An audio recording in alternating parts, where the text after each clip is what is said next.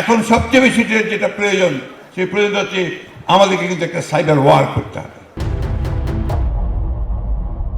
আমরা এই অন্তর্বর্তীকালীন সরকারের কাছে আহ্বান জানাতে চাই, অতি দ্রুত একটা নির্বাচনের ব্যবস্থা করে বাংলাদেশের মানুষকে এই সংকট থেকে মুক্ত করতে হবে, বাংলাদেশের মানুষকে সামনের দিকে এগিয়ে নিয়ে যেতে হবে।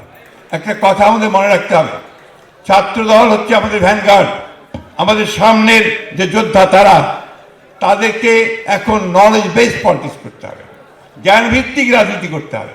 এবং আজকে এখন সবচেয়ে বেশি যেটা প্রয়োজন, সেই প্রয়োজন হচ্ছে আমাদেরকে কিন্তু একটা সাইবার ওয়ার করতে হবে। আমাদেরকে এই সোশ্যাল মিডিয়াতে আমাদের অবস্থান সবচেয়ে বেশি করে রাখতে হবে। এটা যদি আমরা রাখতে না পারি তাহলে কিন্তু আমরা এই যুদ্ধে হেরে যাব।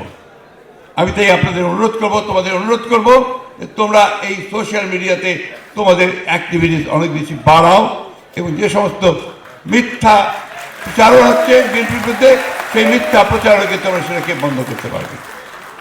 দেশে বিদেশে ষড়যন্ত্র চলছে, প্রিয় সহকর্মীরা, সহযোদ্ধারা, আজকে আমাদের দায়িত্ব হচ্ছে আমাদেরকে রুখে দাঁড়াতে হবে এবং আমাদের মেধা বুদ্ধি দিয়ে দাঁড়াতে হবে, এবং সেই মেধা বুদ্ধি দিয়ে আমরা তাদেরকে পরাজিত করতে পারবো বলে আমরা বিশ্বাস করি।